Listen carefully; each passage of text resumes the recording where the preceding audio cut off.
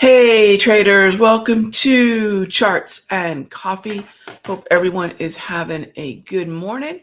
All right, so we are taking a look at the very first trading day of November, as well as the post non-farm payroll, which was a pretty sedate one. There were a couple reasons. A lot of times on Fridays when we have the non-farm payroll Friday, what I'll do is I'll have a bonus session in the Sector Secrets Mastery so we can cover trading this live.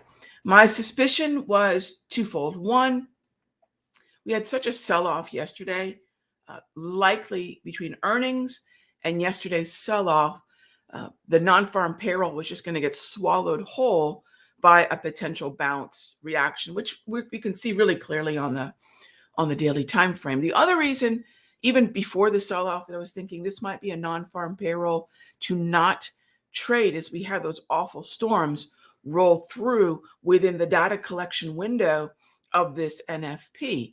And that was going to skew the data too. And, everybody knows that, obviously a lot of people were affected by the storms throughout the Southeast. And that number may not be a true reflection of the, non-farm payroll statistics.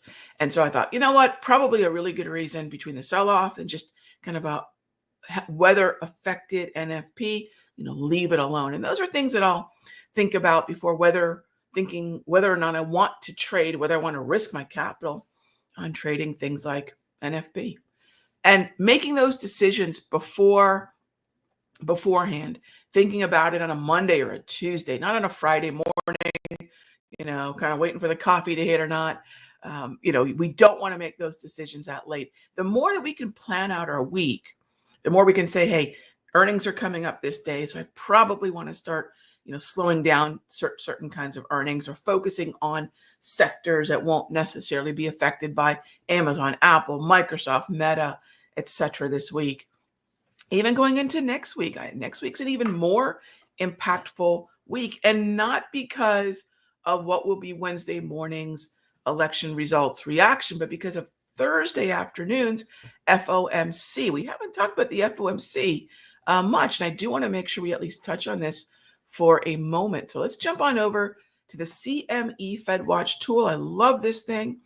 And the CME does the FedWatch tool because that's the exchange that trades the Fed funds futures contracts, which is the most direct tool that I know of and that I've used that measures what the expectations of the next meeting and meetings are. So you'll notice the very top of this, there are a number of dates, and all of these dates are the meeting dates. So when the Federal Reserve is going to have the press conference and release the rate statement and their decision on rates, that's the date. And so the futures contract is dated for it because that's quote unquote, that would be sort of the delivery, right?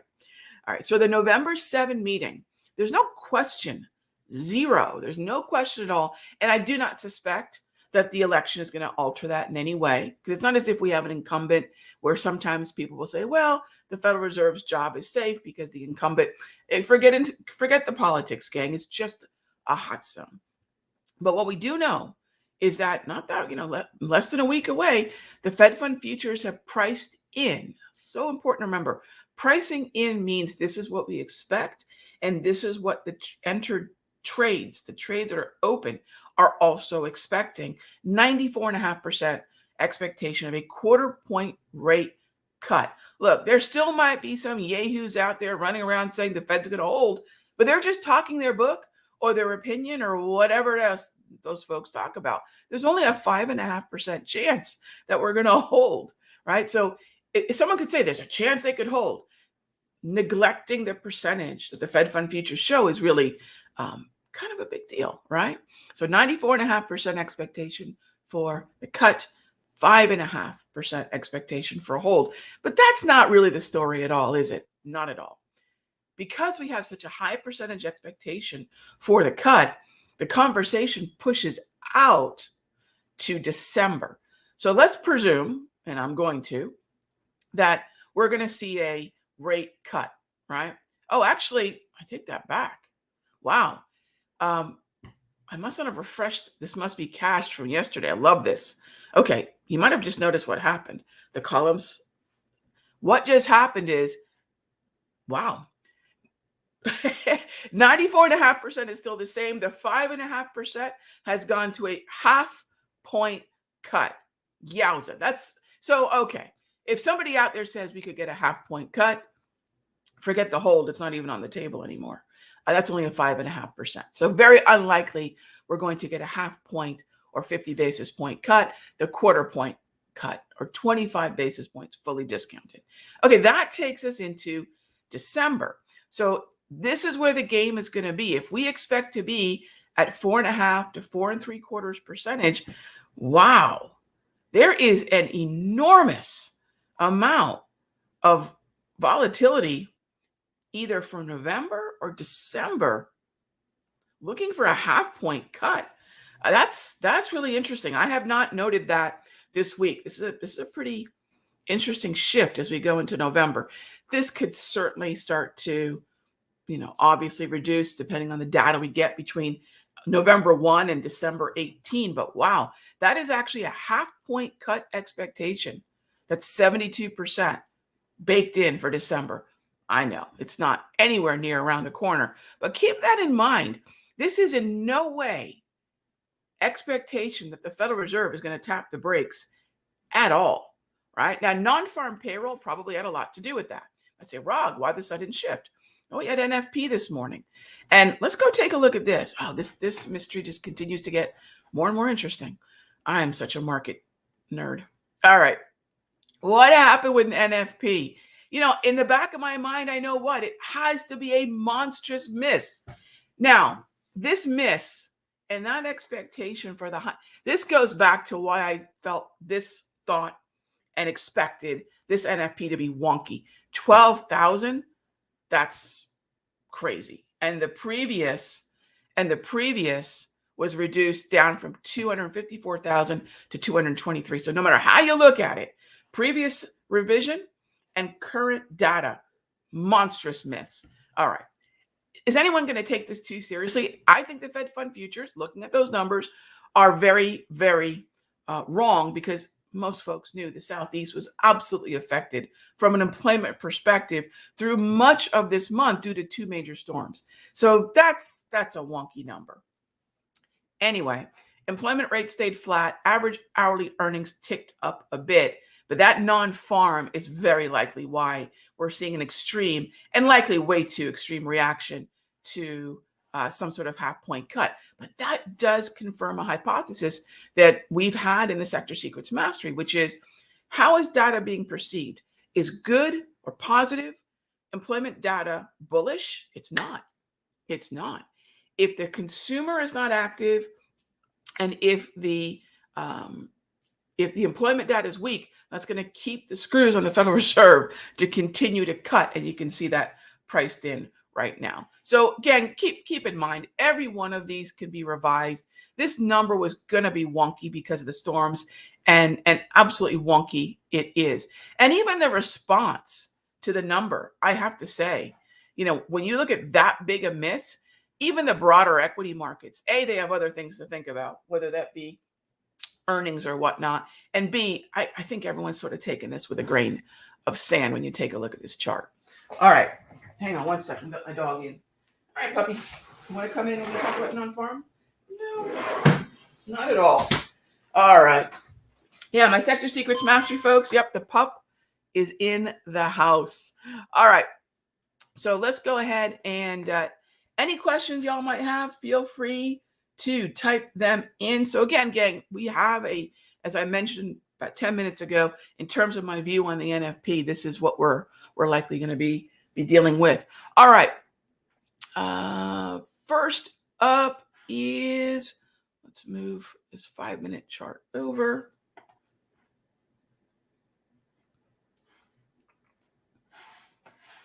All right. So first up from our YouTube, Stephen asks, good morning. Good morning, Stephen. I hope you are doing well. I am. Can't complain. I would like to get your thoughts on NQ and the stocks that influence NQ. Sure. So let's go take a look at the NASDAQ.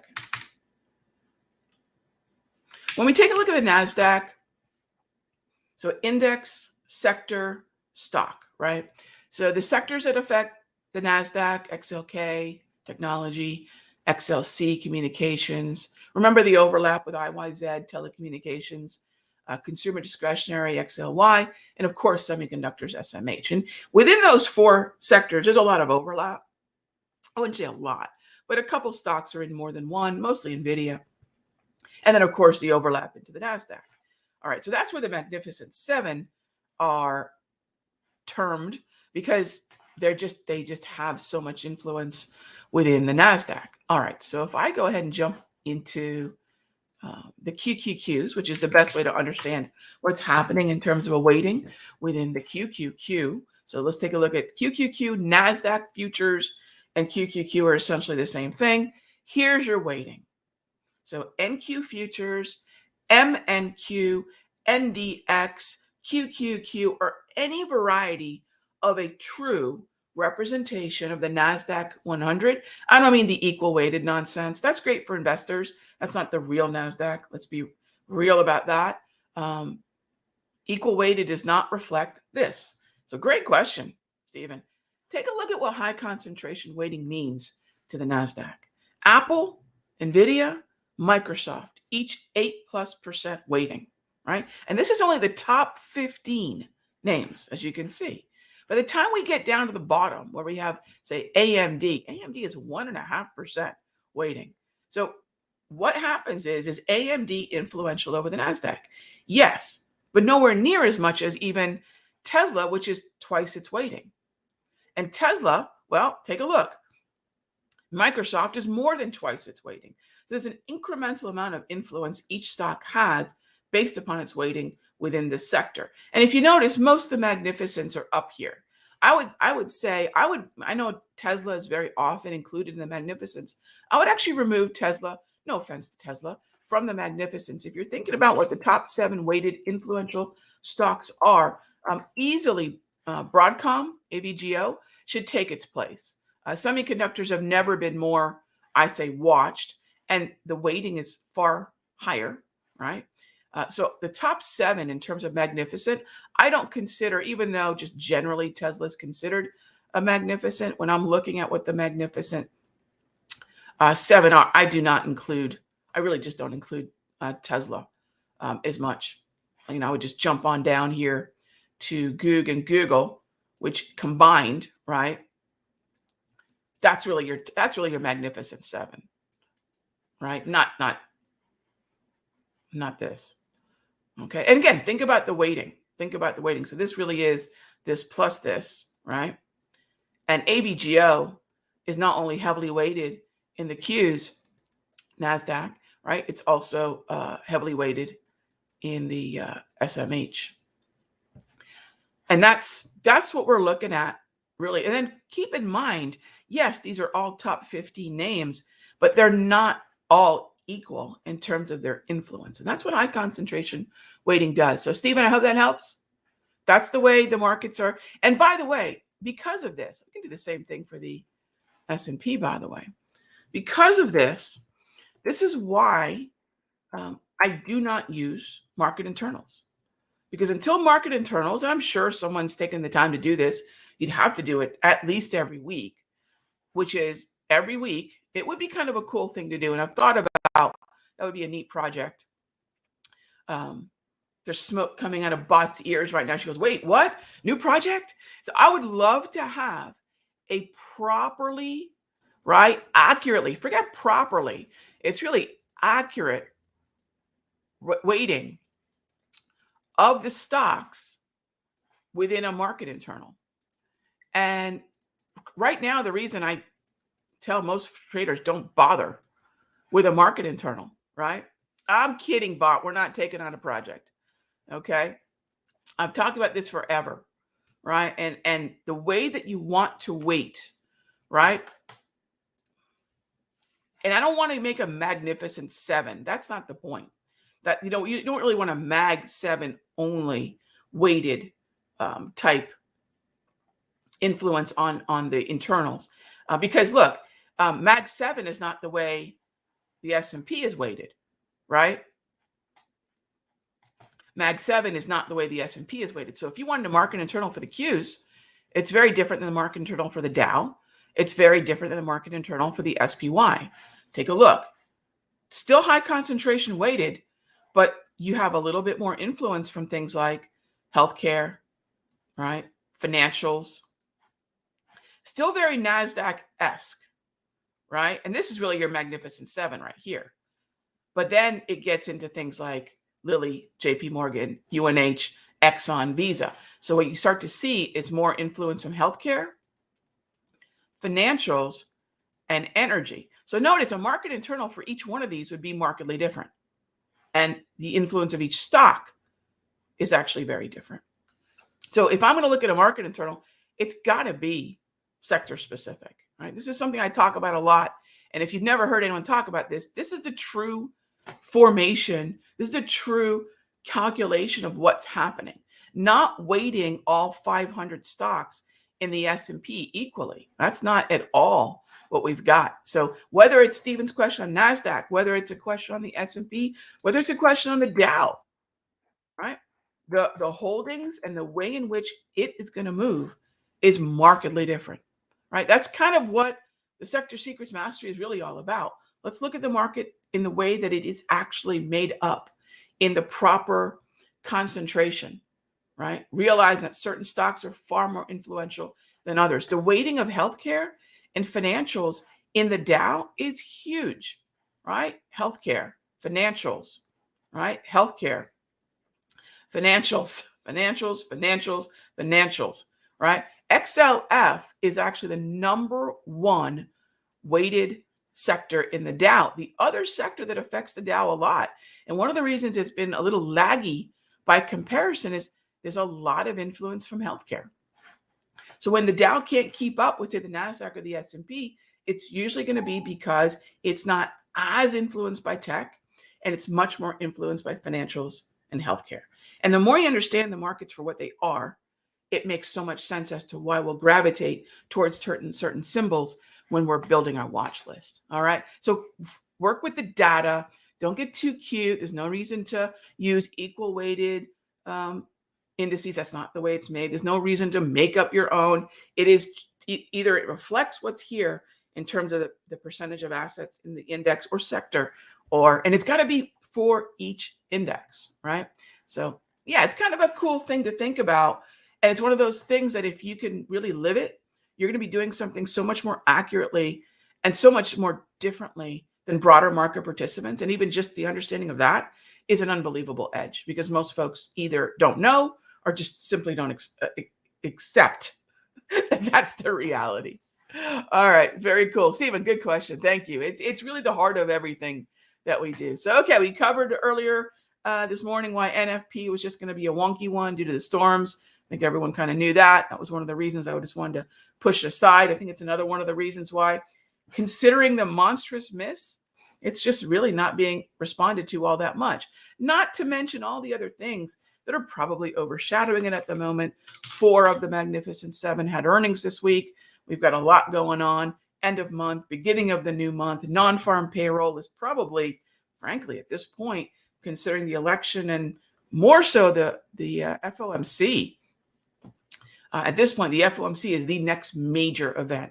We'll have to get through elections, but those should not be considered anything more than just a volatility event. Thursday, 2 p.m. FOMC. That's our next big hot zone again.